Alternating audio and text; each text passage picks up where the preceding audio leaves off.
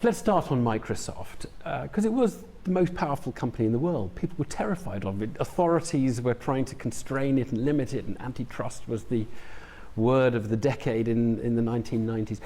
Somehow it doesn't feel like a threat anymore. It's the third most valuable company in the world, not the first. And I wonder what you think sort of went wrong at Microsoft. Well, I think, quite frankly, to be here 43 years after our inception, competing, quite frankly, with a lot of new competitors in new fields, being the third largest market cap company is not shabby at all. I would sort of say, as somebody said to me, you know, if you're not Don Bradman, but retiring with an average of over 60 is not bad. I kind of look at it and say, what I care the most about at Microsoft is, are we doing things that make sense for us? In other words, they fit with our mission, sense of purpose. And that's different than a lot of others who may even have higher market caps. We're not a marketplace. We're not we're all about building platforms and tools. Right. But you, in the book, you concede that Microsoft didn't fall off the rails, but it drifted a little bit away from focus and its central purpose. So something went wrong at Microsoft. Right. In fact, if anything, that's the reason why I even went through this process was to go back and really look at what are the things that we got right and what are the things we got wrong, and then amplify that context that helped us get things right. That's really whether it's. I'm a journalist, so I want to know what went wrong, because that's so tell us what went wrong. I think one of the things that happens when you achieve success is this beautiful lock between the product you create or the concept, the capability you have around that particular product, and the culture. They all reinforce each other, and you have this amazing virtuous cycle. And then ultimately, anything that is a product or a concept runs out of gas. There's no such thing as a perpetual motion machine. You have to reinvent yourself, or you have to come up with a new concept. That's when culture will matter, because if the culture fights new capability building and the new concept, you're not going to get to it. Right. In our case, you can just imagine, I mean, the kind of success Microsoft had is not ordinary. So we did develop a bit of, hey, the hubris that comes with it, which is we became more of a know-it-all versus the learn-it-all. So we needed to rediscover, hey, what made us in fact great? Let's get back to that, and then let's push ourselves. We're not going to catch every wave, but we've caught a lot of waves. Yeah. But Steve Jobs was, I mean, brilliant at that, always thinking about the next thing and always reinventing. I mean, Apple, it's just extraordinary how he took it, isn't it, compared to, say, a Microsoft. Look, we're different companies, and we have very different businesses, different business models. Our identities are different. We've always, in fact, built software for the Apple platforms, whether it was Macintosh or iOS now. I don't look at what he did. I mean, Apple's history is also pretty interesting. Therefore, we've not had those ups and downs. If anything, I think we've managed to make sure that we can make progress, even if we miss a trend or two. Have we caught a trend or two? And so we're just different. Mm. You came in a couple of years back. You take over Microsoft. You've spotted that there's sometimes little fiefdoms that are competing with each other rather than collaborating with each other. There's a little bit of complacency in places.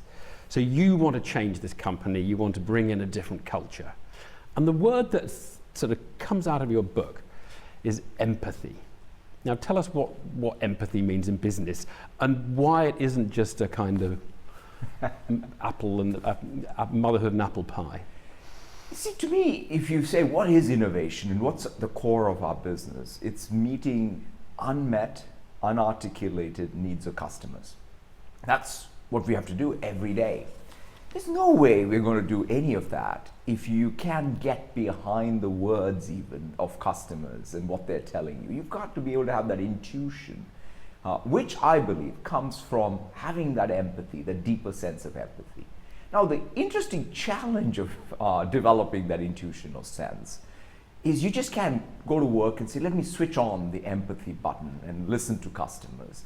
At least I have found through my own personal experience that it's life's experiences that teach you empathy. I at least was not born with some innate empathy. It is what happened through life that I've developed increasing sense, I believe, and every day I have to push myself to develop some more.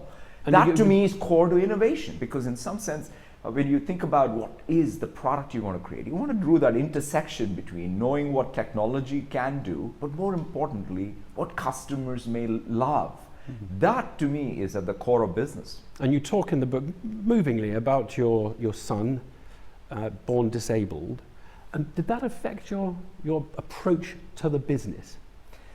For sure. In fact, the hardest part of writing this book was to look back and to see what were those hit refresh moments for me personally.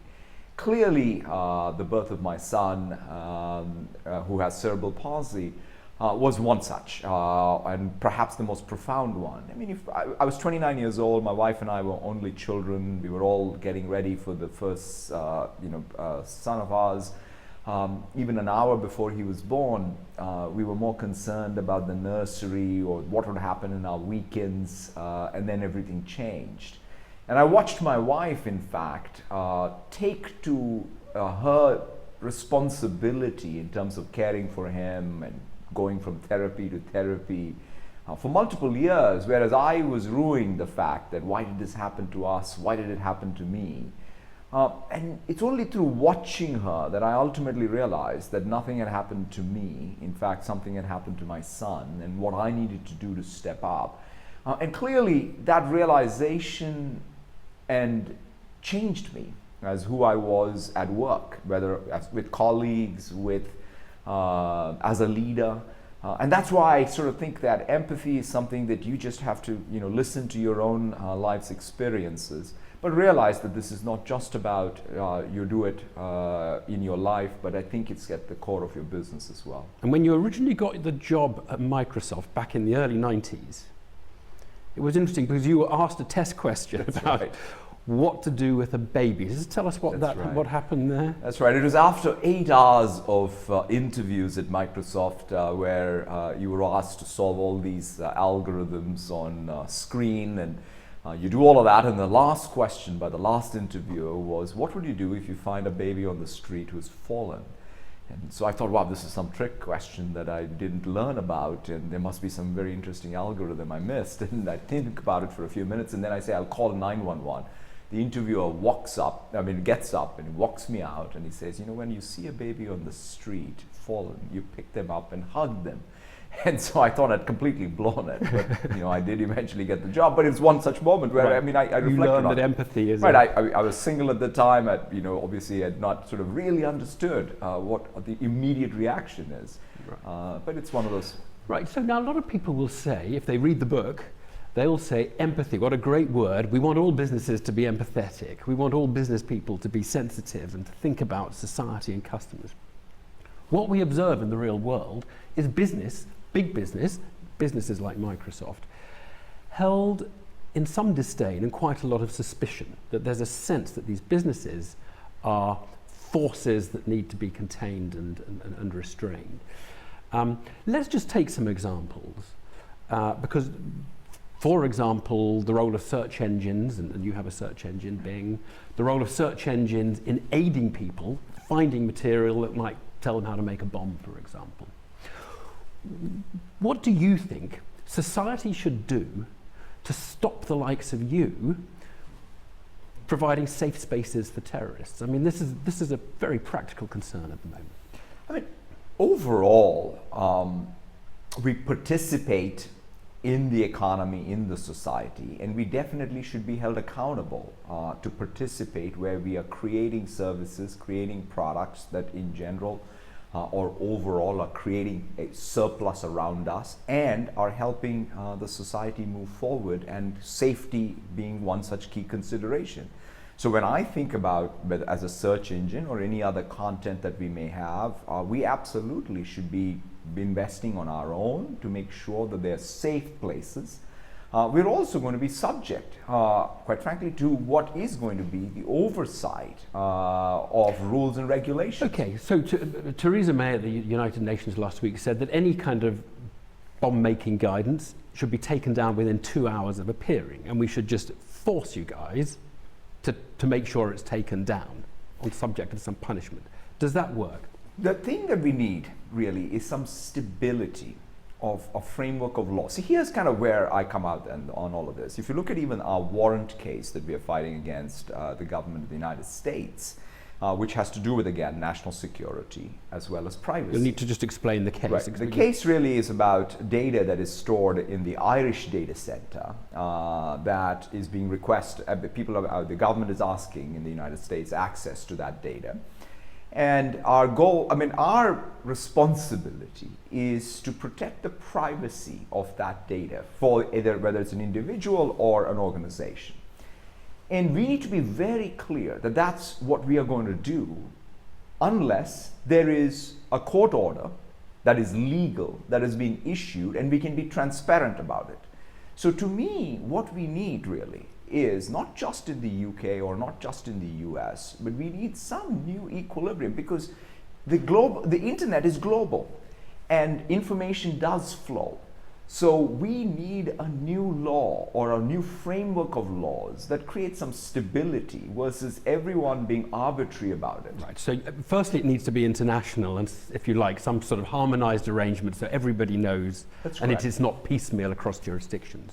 But it sounds from what you're saying that it is helpful if we force you to do things rather than asking you to do them politely.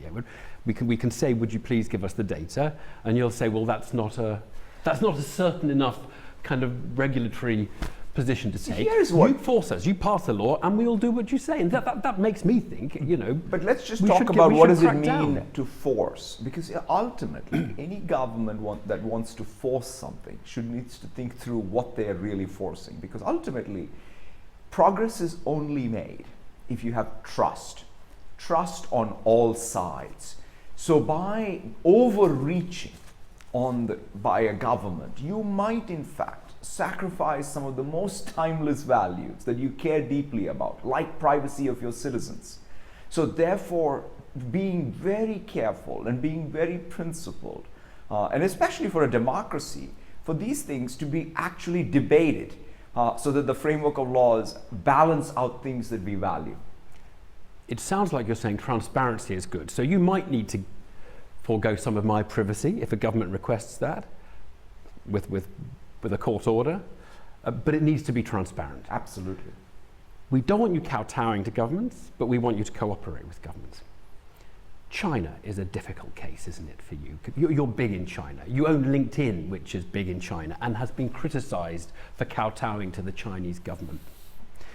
Tell me about how you deal with China. And are you really transparent in the way you deal with China? There's a special government edition of Windows 10, Chinese government edition of Windows 10. Can you tell me how that differs from all the other editions of Windows 10?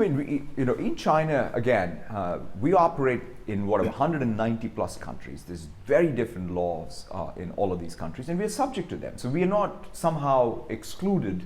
If you want to participate in China, you have to participate through Chinese laws. Right, but Twitter, Facebook, Snapchat, these are not participating in China. Well, LinkedIn and Microsoft are.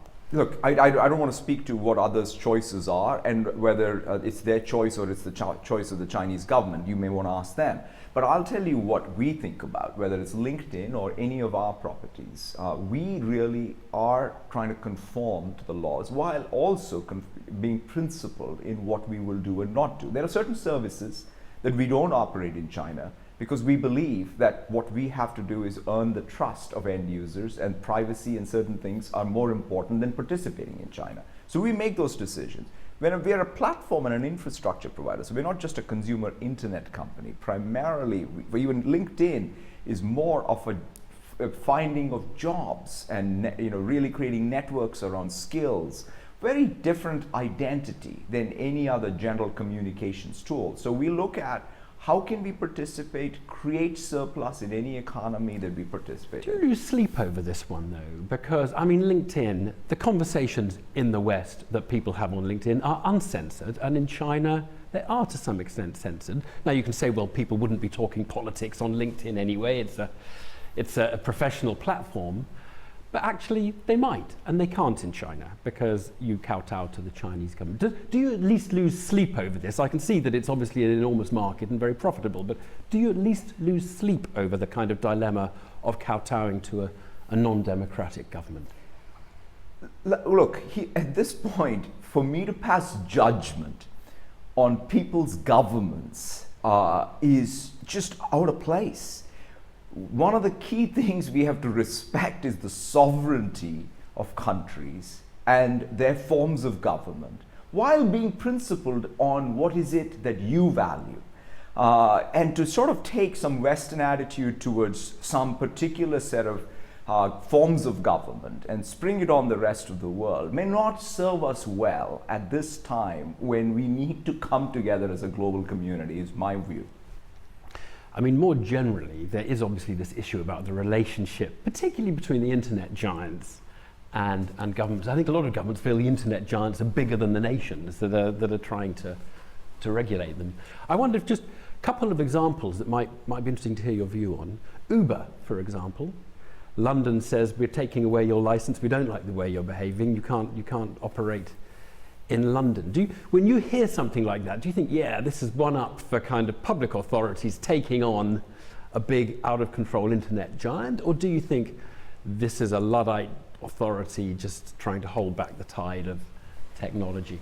You know, it's very hard for me to comment on the specifics of Uber and what's happening there. But overall, do I feel that, for example, when I operate in a country, let's take the United Kingdom, I have to be very clear when I come here that I can see evidence of us increasing small business productivity, public sector efficiency, or large business competitiveness of the multinationals out of the UK. Unless and until I can really say, well, our participation here is in fact creating success around us, there is nothing stable about our business. And our conduct in doing all of that also has to be top class. So therefore, I kind of look at it and say, well, we got the privilege to participate in a country only if you're creating value, and you're able to do that by holding the values that the society in that country are, hold paramount. Let me take another very specific issue which has caused enormous public concern, which is the taxes that large intellectual property companies like yours end up paying. The Amazons of the world really virtually pay no tax in places like the UK. Lots of companies, including Microsoft, use various devices to channel sales through Ireland, where the tax rate is lower, and in complicated ways avoids some of the taxes that might otherwise be paid. Do you see the job of a Microsoft, the duty to its shareholders, to pay as little tax as it can legally pay? Or do you think there is a kind of a fair tax that you should pay in each jurisdiction which you're in? In fact, I think of the equation broader than tax. First on tax, I think the core approach is to make sure that we are paying taxes that are legally required by us in all the countries we operate in. And by the way, I welcome any comprehensive reform. But let me just go beyond that though. This is where I think is something that is unique about our approach and perhaps even our business model. Take even in the UK. I'll give you one example. The apprenticeship program we created in partnership with all of our channel.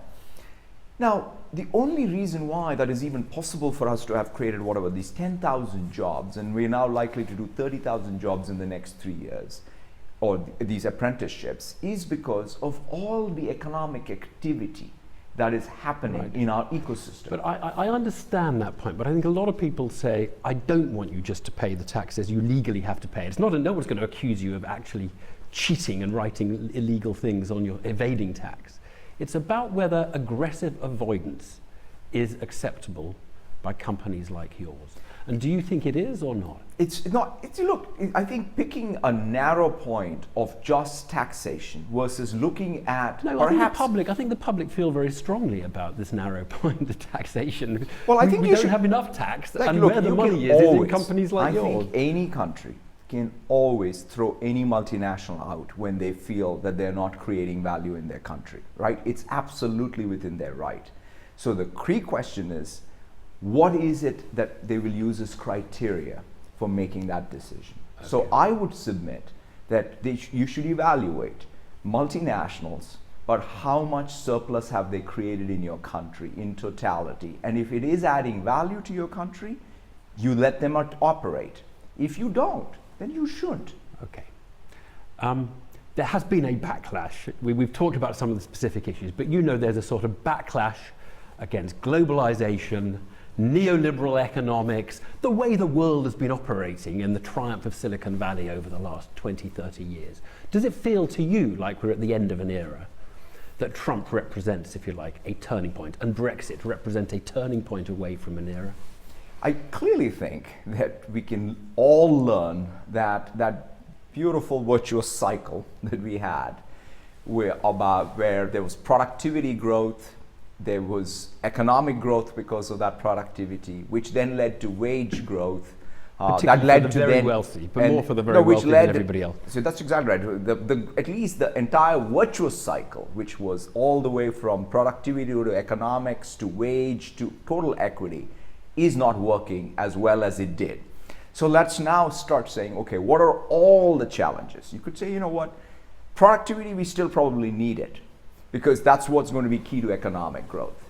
But the fact that economic growth is not equitable growth is the message, whether it's the Brexit message or the message in the United States.